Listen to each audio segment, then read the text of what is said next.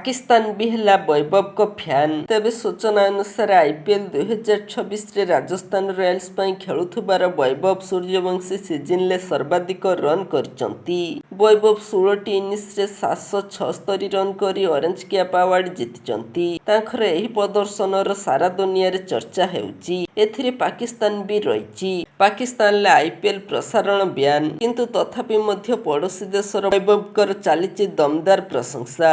ଗତ ବର୍ଷ ଭାରତରେ ପାକିସ୍ତାନ ସୁପର ଲିଗ୍ର ପ୍ରସାରଣ ଉପରେ ବ୍ୟାନ୍ କରାଯାଇଥିଲା। ଏହାର ଜବାବରେ ପାକିସ୍ତାନ IPL ବ୍ୟାନ୍ କରିଥିଲା।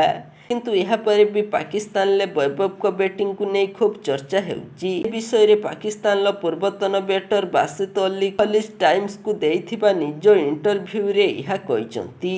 ବାସିତ ଅଲି କହିଛନ୍ତି, ମୋ ପାଇଁ କ୍ରିକେଟ ସବୁବେଳେ ପ୍ରଥମେ ଆସେ। ମୋ ୟୁଟ୍ୟୁବ ଚ୍ୟାନେଲ ରହିଛି, ଯେଉଁଠି ମୁଁ କ୍ରିକେଟ ବିଶ୍ଳେଷଣ କରୁଛି ଓ କ୍ରିକେଟରଙ୍କ ବିଷୟରେ କଥା ହୁଏ। ମୁଁ କେବେ ଖେଳାଳିଙ୍କ ନାଗରିକତାକୁ ଦେଖେନି। ସେ ଭାରତ, ବାଂଲାଦେଶ, ଦକ୍ଷିଣ ଆଫ୍ରିକା କିମ୍ବା ୱେଷ୍ଟଇଣ୍ଡିଜ ବି ହୁଅନ୍ତୁ, ମୁଁ ପରଫର୍ମାନ୍ସ ଦେଖିବା ପରେ ତାଙ୍କ ବିଷୟରେ କଥା ହୁଏ, ନିଜର ଚିନ୍ତାଧାରା ପ୍ରକାଶ କରିଥାଏ।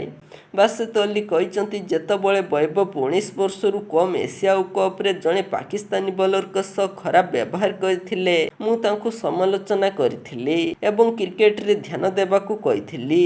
ସେ ଠିକ୍ ସେହିପରି କରିଛନ୍ତି ଏବଂ ଏବେ ତାଙ୍କ ପ୍ରଦର୍ଶନ ଉପରେ ସମ୍ପୂର୍ଣ୍ଣ ଧ୍ୟାନ ଦେଇଛନ୍ତି ବୋଲି ଦେଖି ମୁଁ ଖୁସି। ତାଙ୍କ ଚ୍ୟାନେଲ ବିଷୟରେ ବାସିତ ଅଲି କହିଛନ୍ତି, ମୁଁ ଚ୍ୟାନେଲକୁ ଫଲୋ କରୁଥିବା ଲୋକମାନେ ମୋ ଠାରୁ ସଚ୍ଚୋଟ ମତାମତ ଆଶା କରନ୍ତି ଏବଂ ମୁଁ ସର୍ବଦା ପ୍ରଦର୍ଶନର ନିରପେକ୍ଷ ମୂଲ୍ୟାଙ୍କନ ପ୍ରଦାନ କରିବାକୁ ଚେଷ୍ଟା କରେ। ଖେଳର କୌଣସି ସୀମା ନାହିଁ, ଏଥିରେ ରାଜନୀତିରେ କୌଣସି ସ୍ଥାନ ନାହିଁ। କ୍ରୀଡ଼ା ସବୁବେଳେ କ୍ରୀଡ଼ା ରହିଥାଏ।